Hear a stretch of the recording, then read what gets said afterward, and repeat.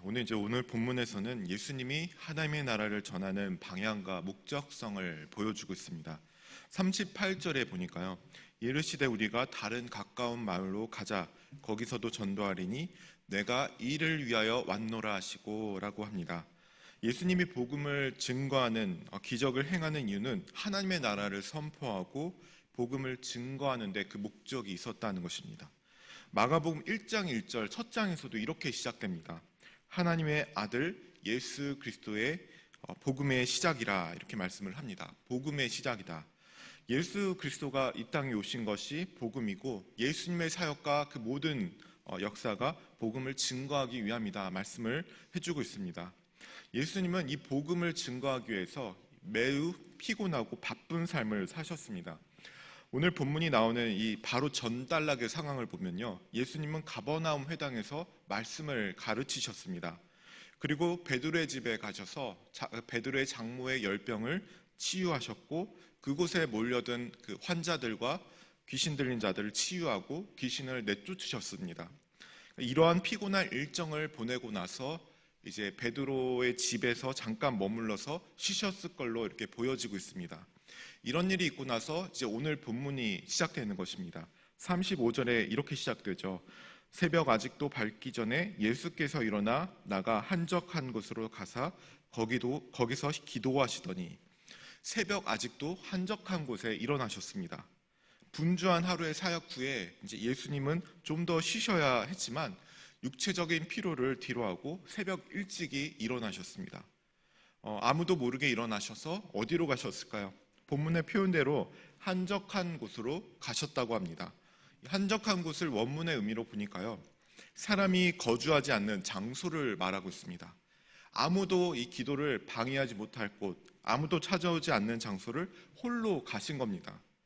오늘 본문 외에도 이런 예수님이 비슷한 상황을 보게 되는데, 그때마다 예수님이 한적한 상황을 가신 이유는 아주 중대한 사역을 앞두고 나서 예수님이 기도하러 가신 것을 볼 수 있습니다. 예수님의 사역을 하시는 원동력이 무엇이었을까요? 예수님은 전도를 하시기도 하셨고 병자를 고치기도 하셨고 귀신을 쫓아내셨습니다. 그리고 거기서도 내가 전도하리니 내가 이를 위하여 왔다 말씀을 선포하셨습니다. 예수님의 목적이 전도였고 복음 증거하는 게 목적이라고 하셨습니다. 그런데 예수님은 그 전도, 그 일에만, 사역에만 몰두하지 않으셨다는 것이 중요하다는 겁니다.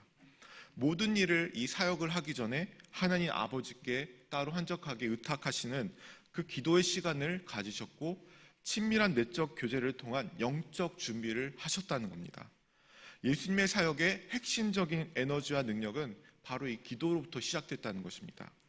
우리가 여기서 한 가지 경계해야 될 것은, 기도는 우리가 능력, 파워를 얻기 위한 수단이 아니라는 것입니다. 우리가 능력 얻기 위해서 기도해야 한다, 또 수련해야 한다, 잘못 생각할 수 있습니다. 기도는 능력을 얻기 위한 수단이 아니라 하나님께 구걸하는 것이 아닙니다.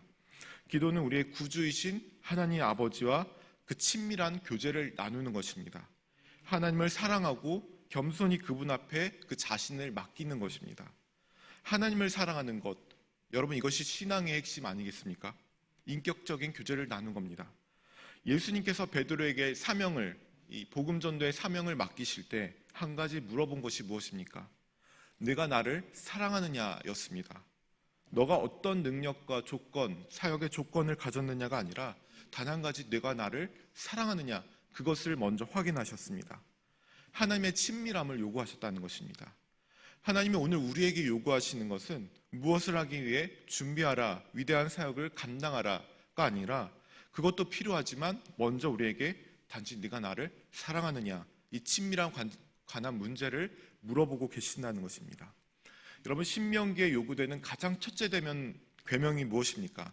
너는 마음을 다하고 성품을 다하고 힘을 다하여 내 하나님 여호와를 사랑하라입니다.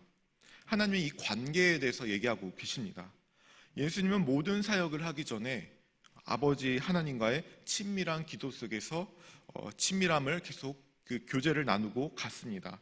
그리고 그 기도의 친밀함이 모든 사역의 원동력이 될 수 있었던 것은 새벽에 만난 하나님과의 영적 교제가 일상에서 이 복음 전도의 사역에서 하나님의 능력으로 나타났다는 것입니다. 우리가 이 사역을 하기 위해서 또 복음을 전도하기 위해서 하나님의 일을 하기 위해서 사는 것이 중요합니다. 하지만 그 일 자체에 우리가 매몰되어서는 안 된다는 것입니다. 복음을 사람들 앞에서 나가서 사람들과 관계를 맺어야 하지만 거기에만 얽매여서는 안 된다는 것입니다. 왜냐하면 예수님이 보여주신 이 모습, 기도의 본, 우리가 먼저 기도해야 하기 때문입니다. 하나님과의 친밀한 교제가 우리 안에 있어야 하기 때문입니다. 오늘 본문의 기도하시더니라는 말은요, 원문으로 보면 계속적인, 지속적인 의미가 포함되어 있습니다. 예수님께서는 계속적으로 기도의 끈을 놓지 않으시고 지속적으로 새벽에 한적한 곳에 나가셔서 기도하셨음을 나타낸다는 것입니다. 예수님의 일상과 우리의 일상을 비교해서 볼 때 크게 기도하기 어려운 환경이 두 가지가 있습니다. 첫째는 바쁘고 피곤하다는 것입니다. 그리고 둘째로는 자주 혼란스러운 상황에 우리가 노출된다는 것입니다.